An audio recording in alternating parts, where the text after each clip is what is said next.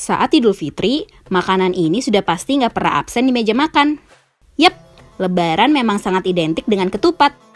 Kurang lengkap rasanya kalau Lebaran tanpa kehadiran ketupat. Disajikan dengan opor ayam, sambal kentang, dan tak lupa kerupuk udangnya. Namun, tahukah kamu bagaimana kisahnya ketupat bisa jadi semacam hidangan wajib Lebaran? Angelina Rianti dan koleganya pernah mencatat asal-usul ketupat dan filosofinya terkait tradisi Lebaran Indonesia dalam Journal of Ethnic Foods.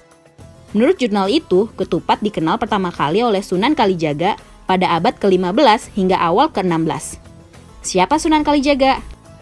Dia adalah teolog dan salah satu dari 9 wali Songo yang berperan besar dalam penyebaran agama Islam di Jawa. Selama berdakwah di Demak, Sunan Kalijaga mengembangkan 2 acara sesudah puasa Ramadan, yaitu Bagda Lebaran serta Bagda Cilik atau Bagda Kupat. Bagda Lebaran dirayakan pada hari pertama Idul Fitri dengan berdoa dan silaturahmi. Bagda Kupat dirayakan sepekan berikutnya.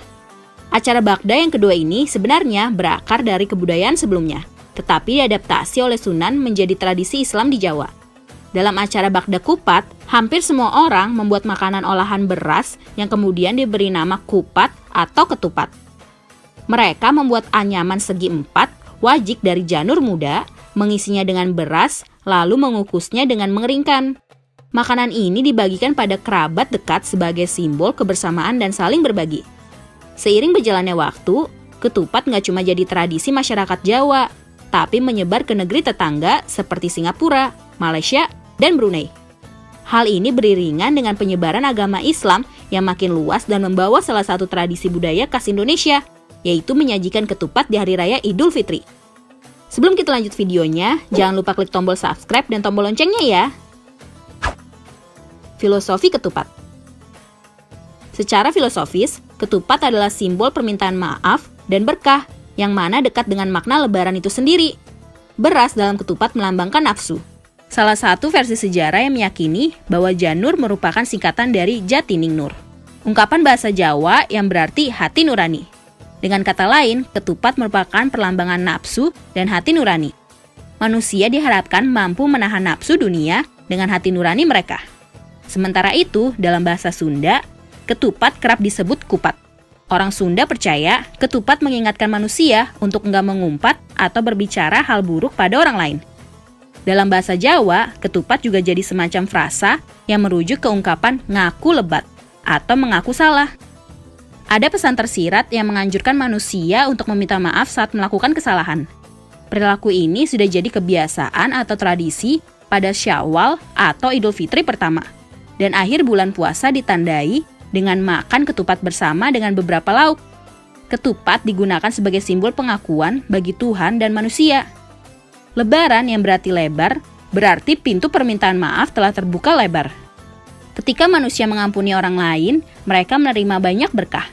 Kata Lebaran juga merujuk pada kata lebar dalam bahasa Jawa yang bermakna sesudah selesai. Bulan puasa sudah berakhir, dan itu dirayakan dengan makan ketupat. Luberan berarti berlimpah yang memberikan pesan untuk membagikan aset mereka dengan orang yang malang melalui amal. Leburan berarti saling memaafkan. Semua kesalahan bisa diampuni pada hari itu karena manusia dituntut untuk saling memaafkan. Laburan diambil dari kata dalam bahasa Jawa labur yang berarti manusia murni dan bebas dari dosa manusia. Dalam hal ini, ketupat memberikan pesan untuk menjaga kejujuran diri. Karena itu, setelah melakukan leburan atau saling memaafkan, orang harus mencerminkan sikap dan tindakan yang baik.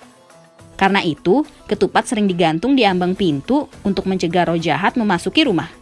Ketupat sering disiapkan dengan cara yang berbeda, dan salah satunya menggunakan santan sebagai media mendidih alih-alih air. Santan adalah simbol permintaan maaf. Santan dalam bahasa Jawa disebut santen, yang berarti pengampunten atau permintaan maaf.